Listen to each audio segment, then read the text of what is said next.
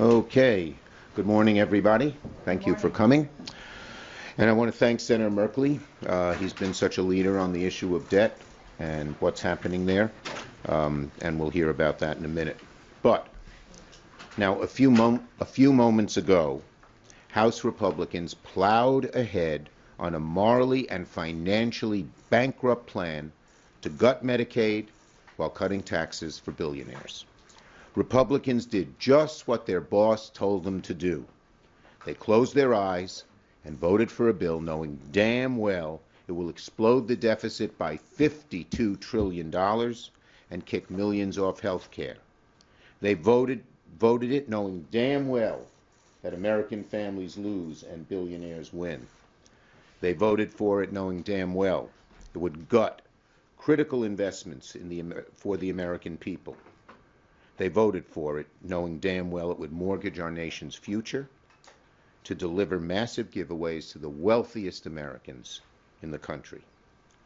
Republicans incinerated any credibility that remained about them supposedly being the party of fiscal responsibility. Last week, we sounded the alarm about how the Republican budget resolution was the definition of wasteful spending. $37 trillion, or so we thought, of the national debt. We need the other chart. I say or so we thought because this morning we have discovered it's even worse than we feared. This morning the Congressional Budget Office, at Jeff's request, released a new projection showing Republicans' billionaire tax giveaways will actually add $52 trillion to the debt. Not just 37 plus. It's gotten even worse. Even worse. Why? Because Republicans in the Senate didn't just copy and paste the 2017 Trump tax bill. They added over $1 trillion more. This is the Trump's tax scam on steroids. And it's going to bankrupt America. Bankrupt America. All so they can give these tax breaks to the billionaires. It is just incredible.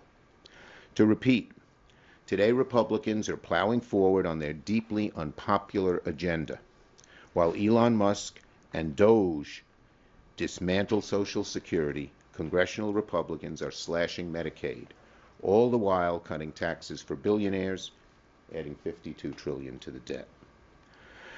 The many individual pieces of the Republican agenda are bad on their own, but when they're put together, they're utterly toxic.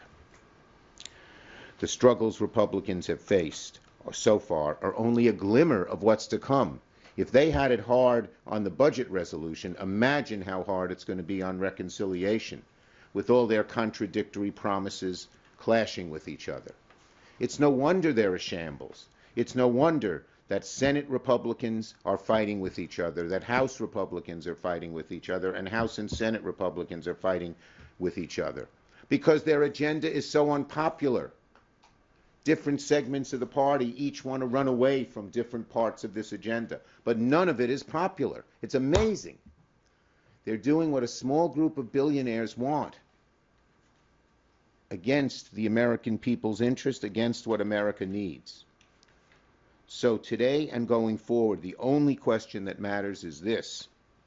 Are they really going to sign their names to a bill that adds $52 trillion to the debt, slashes Medicaid, all so that billionaires can pay less in taxes? With Donald Trump changing his tariff strategy like it's some kind of game of red light, green light, do Republicans seriously believe now is a good time to saddle our children with debt that they'll never be able to pay off? If Republicans ultimately pass their reconciliation bill, interest rates in the future will soar. America's greatness will diminish, perhaps never recover. It would be a great decline in the American dream. So much for Republicans being the party of fiscal responsibility. That's out the window.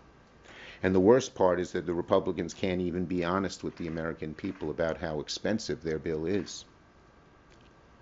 Republicans continue to pursue budget fraud through this current policy baseline, something the Senate has never used before in reconciliation. In fact, when they tried it back in 2017, it was rejected.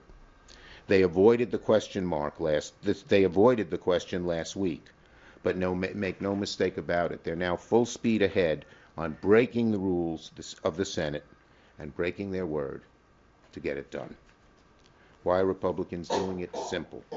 They want to cut taxes for billionaires and make our kids pay for it. Jeff. Thank you very much, Leader Schumer. When it comes to fiscal responsibility, Republicans have lost their damn minds. Back in 1974, all 100 senators came together to pass the Budget and Impoundment Control Act, and it had 3 pillars.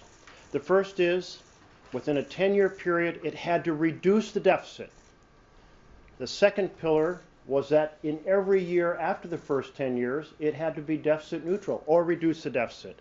And the third was we were going to have honesty on the numbers by creating the Congressional Budget Office and having impartial, independent, nonpartisan numbers, so we'd have no more smoke and mirrors, no more gimmicks. We'd be honest with ourselves and honest with the American people. 3 pillars. Well, the Republicans struck down the first of those pillars in 1996 when they said, we're going to use this filibuster-free pathway that even Robert Byrd voted for one reason, reduce the deficit, to increase the deficit through tax giveaways to the richest Americans. Now they're poised to strike down the second and third pillars of fiscal responsibility, driving up deficits through reconciliation in years 11 and beyond, making tax cuts permanent. So now CBO has to estimate 30 years out the impact, and abandoning the CBO numbers and saying that the budget chair in the Senate can create any set of fabricated numbers that budget chair wants.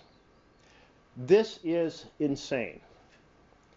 Last week, we really emphasized the fact that families lose and billionaires win. $2 trillion in cuts to programs like healthcare and housing and education to fund additional tax giveaways to the richest Americans, and additional debt. But I asked for CBO, with the updated bill the Republicans were proposing, to take an updated look at what the debt would be as a factor as well. And now we have the results, as Leader Schumer has pointed out. It isn't 4.6 trillion over 10 years, it's 7 trillion over 10 years. It's not 37 trillion or more over 30 years, it's $52 trillion. Let's keep this in perspective by understanding that the current debt run up by our predecessors over 249 years since the Declaration of Independence is less than $37 trillion right now, about 36.5 trillion. They want to add in a single vote 52 trillion. And that's assuming the conservative interest numbers that CBO is using. Let's consider what happened yesterday. Yesterday there was a little surge of loss of faith in the American economy, and at the same time stocks were being sold off, which normally means people move their money into bonds and interest rates drop. The reverse happened. People fled bonds as well. This certainly panicked the administration and led to the 90-day pause. If that happens in the future and interest rates are 1% higher than CBO is estimating, this isn't 52 trillion, it's now 76 trillion. Republicans are paving the path to debt that will burden our children for a generation to come, hurting normal families. If we take and look at the fact that interest rates under CBO's analysis will go up, that means higher interest families have to pay on their home loans. That means higher interest on their auto loans. It means a shrinking economy, and the share of that shrinking economy will average $4,300 in current today dollars for a family 30 years out.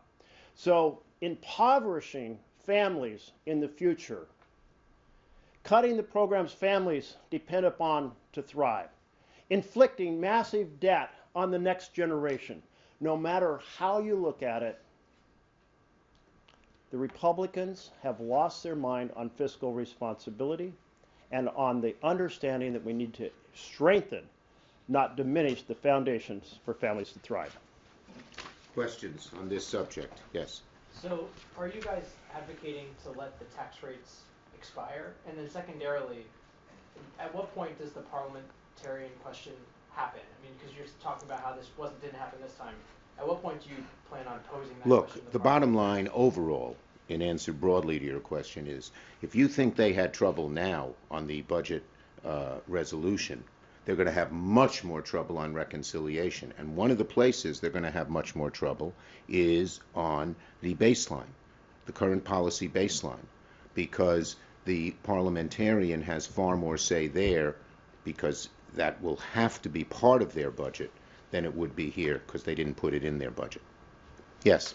So in relation to some of this meat of the forthcoming bill, Senate Republicans are proposing up to $175 billion in new border security funding. And what are your thoughts on that sort of security investment? Look, the bottom line is very simple. Their overall budget is awful. And it is huge cuts to Medicaid, to SNAP, to housing, to veterans, up and across the board. Even cuts on Social Security when they indirectly hurt it to give tax breaks to billionaires. And so the bottom line is it's a terrible budget, and we're going to fight it tooth and nail, the whole thing. Yes. So the debt limit does need to be increased probably by August. If they're not able to pass their bill by then, is there a chance for the Republicans to come negotiate a deal with you in return for some things that you want, like extending the health subsidies? We're not going to engage in hypotheticals. Let's see what they do in this budget. Okay? All right. Thank you, everybody. Thank you.